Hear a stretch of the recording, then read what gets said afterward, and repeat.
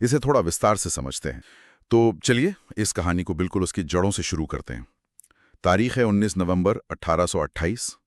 वाराणसी शहर में एक बच्ची का जन्म होता है। और माता पिता मोरोपंत तांबे और भागीरथी सप्रे ने इस बच्ची का नाम रखा मणिकर्णिका, जिसे घर में प्यार से मनु बुलाया जाता था। हाँ। लेकिन इनकी कहानी में पहला मोड़ तब आता है जब इनका परिवार बिठूर चला जाता है।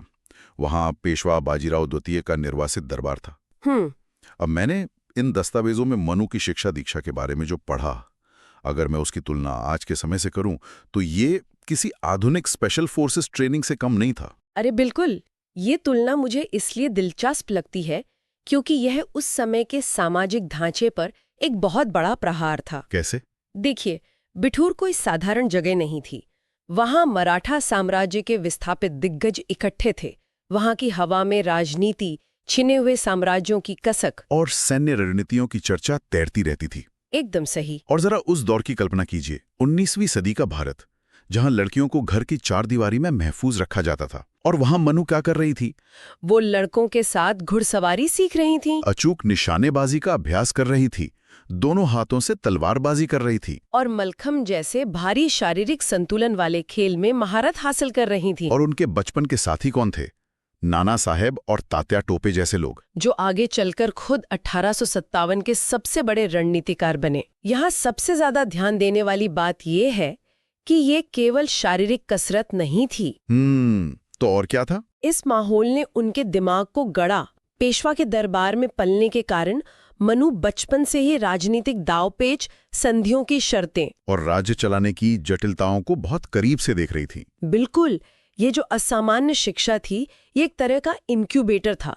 इसी ने उनके चरित्र की नींव रखी। और फिर मई 1842 में उनका विवाह झांसी के महाराजा गंगाधर राव नेवालकर के साथ हुआ। और तब उनका नाम बदलकर लक्ष्मीबाई रखा गया। हाँ, नवंबर 1853 में महाराजा गंगाधर राव का निधन हो जाता है।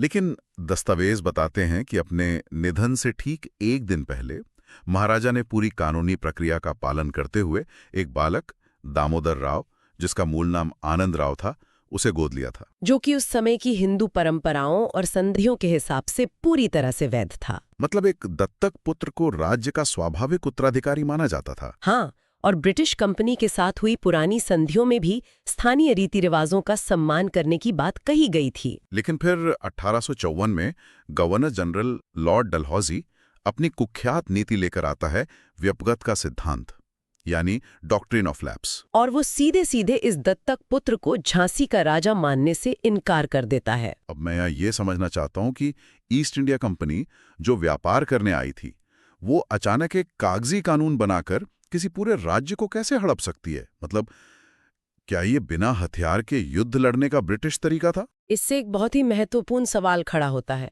अगर हम इसके पीछे का मैकेनिज्म समझें तो बात शीशे की तरह साफ हो जाती है। अच्छा। देखिए, 1850 के दशक तक आते आते ना ब्रिटिश ईस्ट इंडिया कंपनी भारी कर्ज में थी। हाँ।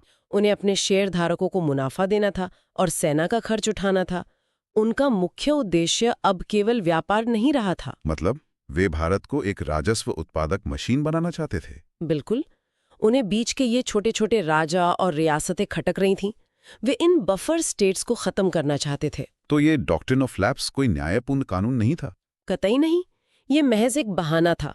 इसके तहत यह तर्क दिया गया कि अगर किसी शासक का अपना जैविक पुत्र नहीं है तो वो राज्य स्वतः ही कंपनी के अधीन हो जाएगा। और इसी बेतुके के तर्क के तहत झांसी का विलय कर लिया गया। हाँ, रानी को किले से निकालकर शहर के एक साधारण महल में जाने का आदेश दे दिया गया। और पेंशन कितनी दी गई? मात्र 60,000 रुपए वार्षिक। मतलब एक पूरे संप्रभु राज्य की कीमत बस 60,000। ये सीधे सीधे एक शासक के आत्मसम्मान पर क्रूर चोट थी। और इसी प्रस्ताव के जवाब में रानी लक्ष्मीबाई का वो ऐतिहासिक कथन सामने आया, मैं अपनी झांसी नहीं दूंगी। वाह, क्या बात है। और यहाँ इस वाक्य की कूटनीतिक गहराई को समझना बहुत जरूरी है। वो कैसे? ये कोई फिल्मी डायलॉग या युद्ध का बिगुल नहीं था। ये एक संप्रभु राज्य की शासक द्वारा एक विदेशी ताकत के अवैध कब्जे के खिलाफ दर्ज कराया गया एक स्पष्ट कानूनी विरोध। मतलब वो कागज पर इस अन्याय को स्वीकार करने के लिए तैयार नहीं थी। एकदम सही। ये उनकी कूटनीतिक दृढ़ता का पहला बड़ा सबूत था। और इसके बाद हम आते हैं साल 1857 पर।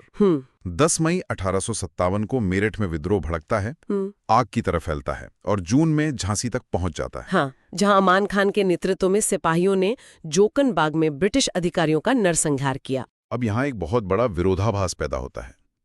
फिल्मों में तो दिखाते हैं कि रानी जन्म से ही अंग्रेजों की कट्टर दुश्मन थी, तो क्या इस नरसंहार के पीछे रानी का हाथ था? यहीं पर आकर हमें ऐतिहासिक यथार्थ और पॉप कल्चर के मिथकों को अलग करना पड़ता है। अच्छा। यहाँ सबसे हैरान करने वाली बात यह है कि अगर हम उस दौर के ब्रिटिश अधिकारियों के पत्राचार पढ़ें, तो रानी लक्ष्मीबाई ने इस नरसंहार का न तो आदेश दिया था और न ही समर्थन किया था। सच में? मतलब रानी इसके खिलाफ थी? बिल्कुल। दस्तावेजों में मौजूद 12 और 14 जून 1857 को लिखे गए उनके पत्र इस बात का पुख्ता प्रमाण है। ये पत्र उन्होंने किसे लिखे थे? सागर में तैनात ब्रिटिश अधिकारी मेजर एर्स्किन को। अगर मैं यहाँ कड़ियां जोड़ूं, तो जब बागी सिपाही कत्लेआम मचा रहे थे, रानी अंग्रेजों को आधिकारिक रूप से इस स्थिति की जानकारी दे रही थीं। एकदम सही। विद्रोहियों ने झांसी में अराजकता फैला दी थी, खजाना लूटकर दिल्ली निकल गए थे। तो नागरिकों की सुरक्षा तो खतरे में पड़ गई होगी। हाँ, और एक जिम्मेदार प्रशासक की तरह रानी ने तुरंत प्रशासन अपने हाथ में ले लिया। उन्होंने एर्स्किन को बताया कि विद्रोही उन्हें मजबूर कर रहे हैं। और उन्होंने अंग्रेजों से मदद भी मांगी थी। हाँ, उन्होंने यहाँ तक कहा कि जब तक ब्रिटिश सरकार झांसी में दोबारा अपना प्रबंध नहीं कर लेती, तब तक वे शहर में शांति और कानून व्यवस्था बहाल करने के लिए तैयार हैं।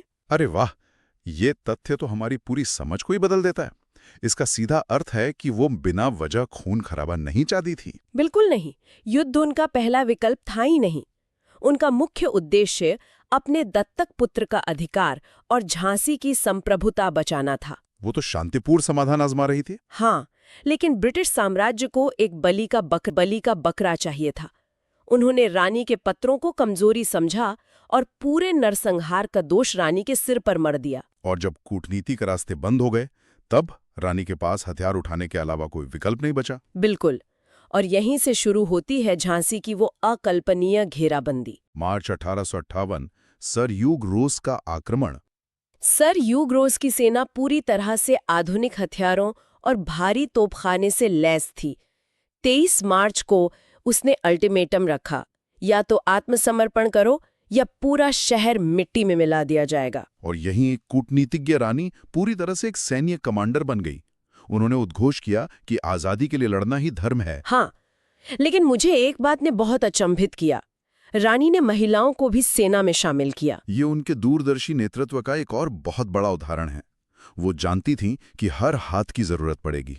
और ये महिलाएं सिर्फ खाना नहीं बना रही थीं, उन्हें गोला बारूद संभालने और तोपें चलाने की कड़ी ट्रेनिंग दी गई थी। दीवान रघुनाथ सिंह, कमांडर खुदा बख्श और मोतीबाई जैसे वीर अंतिम सांस तक किले की प्राचीरों पर डटे रहे। और झांसी का किला इतना मजबूत था कि रोज की तोपों को भी दीवार तोड़ने में कई दिन लग गए। और इसी बीच 31 मार्च को बेतवा का युद्ध होता है, जहां तात्या टोपे 20,000 सैनिकों के साथ मदद के लिए आते हैं। यहां तो किसी का भी दिमाग यही कहेगा कि बाहर से 20,000 सैनिक आ रहे हैं, अंदर से रानी हमला कर रही हैं, तो अंग्रेज तो पिस जाने चाहिए थे। पासा क्यों नहीं पलटा? यहीं पर रणनीति का अंतर समझ आता है। सर ह्यूग रोज ने एक बहुत ही जोखिम भरा निर्णय लिया। क्या? उसने अपनी सेना को 2 हिस्सों में बांट दिया। घेराबंदी में ढील नहीं दी ताकि रानी बाहर ना आ सकें, और तात्या टोपे पर हमला कर दिया। हाँ, अपने सबसे अनुशासित सैनिकों की छोटी टुकड़ी से अचूक हमला किया। ब्रिटिश सेना का अनुशासन तात्या टोपे की संख्या बल पर भारी पड़ गया और वो 20,000 सैनिक हार गए। इस हार ने झांसी के भाग्य का फैसला कर दिया। बिल्कुल, किले का पतन निश्चित हो गया था। और फिर आता है 4 अप्रैल का वो क्षण, ऐतिहासिक पलायन। रात का अंधेरा, मौत का तांडव। और रानी जानती थी कि रुकने का मतलब केवल मौत या अपमानजनक कैद है। वो अपने बेटे को पीठ पर बांधकर अपने घोड़े बादल पर सवार होकर किले से कूदकर बच निकली। लेकिन देखिए, इसे अक्सर केवल शारीरिक साहस माना जाता है, पर एक रणनीतिकार की नजर से वो पलायन कोई भागने की कोशिश नहीं थी। तो वो क्या था? वो एक टैक्टिकल रिट्रीट था, सामरिक वापसी। एक कुशल कमांडर जानता है कि युद्ध को जिंदा रखने के लिए कभी-कभी पीछे हटना पड़ता है। और फिर वो काल्पनिक गईं, मई 1858 में सेना का पुनर्गठन किया। हाँ, लेकिन वहां भी हार का सामना करना पड़ा। और जब सब खत्म सा लग रहा था, हाँ। तब 1 जून 1858 को ग्वालियर विजय हुई। ये तो किसी भी सैन्य रणनीति की किताब का सबसे शानदार अध्याय होना चाहिए। अगर हम इसे बड़े परिदृश्य से जोड़कर देखें तो ये वाकई एक मास्टर स्ट्रोक था। ग्वालियर का किला भारत के सबसे सुरक्षित किलों में से एक था। और वहां बड़ा खजाना भी था। हाँ। लेकिन उनके पास तो एक थकी हुई सेना थी। बिना लड़े कब्जा कैसे कर लिया? कोई मनोवैज्ञानिक चाल थी? एकदम सही पकड़ा आपने। ग्वालियर का सिंधिया शासक अंग्रेजों का वफादार था, लेकिन उसकी सेना में विद्रोहियों के प्रति सहानुभूति थी। तो रानी ने उस भावना का फायदा उठाया। बिल्कुल। सिंधिया की सेना ने विद्रोह कर दिया और रानी के साथ मिल गई। ब्रिटिश समर्थक शासक को आगरा भागना पड़ा। गजब, मतलब बिना खून खराबे के इतना बड़ा किला हाथ आ गया। तो फिर कहानी यहां से दुखद अंत की तरफ कैसे मुड़ गई? कोई रणनीतिक चूक हुई थी? हाँ, और स्रोतों में इसका बहुत स्पष्ट उल्लेख है। लेकिन ये चूक रानी ने नहीं बल्कि गठबंधन के अन्य नेताओं ने की थी। अरे, क्या हुआ था? ग्वालियर कब्जाते ही बाकी नेता अति आत्मविश्वास का शिकार हो गए, जश्न मनाने लगे। लेकिन रानी को पता था अंग्रेज पलटवार करेंगे। उन्होंने चेतावनी नहीं दी? बार बार दी। उन्होंने कहा किले की रक्षा मजबूत करो, पर किसी ने उनकी नहीं सुनी। मतलब गठबंधन की राजनीति यहां भी आड़े आ गई। और उसी लापरवाही का नतीजा था कि सर ह्यू ग्रोज ग्वालियर आदम का। 17 जून 1858 कोटा की सराय का अंतिम युद्ध, जहां रानी का सामना कैप्टन हेन्स की 8th हुसर से हुआ, जो ब्रिटिश सेना की सबसे खूंखार टुकड़ी थी। रानी ने घुड़सवार सेना के नेता की पोशाक पहनी थी। दोनों हाथों में तलवार, घोड़े की लगाम दांतों में, अदम्य साहस। गंभीर रूप से घायल होने के बाद भी उनका दिमाग बिल्कुल सचेत था। उनका आखिरी दृढ़ संकल्प था कि अंग्रेज उनके शरीर को छू न सकें। और इसीलिए उन्होंने एक स्थानीय साधु को अपना अंतिम संस्कार करने का आदेश दिया, जी, ताकि उनका शरीर किसी साम्राज्यवादी ताकत की ट्रॉफी न बन सके। ये मृत्यु को अपनी शर्तों पर स्वीकार करना था, एक अंतिम कूटनीतिक जीत। शत्रुओं के बयान तो ये बात पुख्ता करते हैं। जनरल सर ह्यू ग्रोज ने क्या लिखा था? विद्रोही नेताओं में सबसे खतरनाक, सबसे बहादुर, एकमात्र मर्द। और लॉर्ड कैनिंग ने भी लिखा कि वो एक असाधारण महिला थीं। जी। लॉर्ड कम्बरलैंड ने उन्हें सबसे खतरनाक और दृढ़ संकल्पित माना। दुश्मन जब ऐसी तारीफ करे तो समझ आता है कि उनका कद कितना विशाल था। बिल्कुल। और इसका तात्कालिक प्रभाव भी तो देखिए। ईस्ट इंडिया कंपनी के शासन का ही अंत हो गया और दशकों बाद 1943 में नेताजी सुभाष चंद्र बोस ने अपनी सेना में रानी झांसी रेजिमेंट बनाई, कैप्टन लक्ष्मी सहगल के नेतृत्व में। आज भी झांसी में कृषि विश्वविद्यालय, RLBCAU और ग्वालियर में मेडिकल कॉलेज, MLMEMC उनके नाम पर है। तो इन तमाम दस्तावेजों से गुजरने के बाद मैं एक विचारोत्तेजक सवाल के साथ इस चर्चा को छोड़ना चाहूंगी। बिल्कुल, बताइए।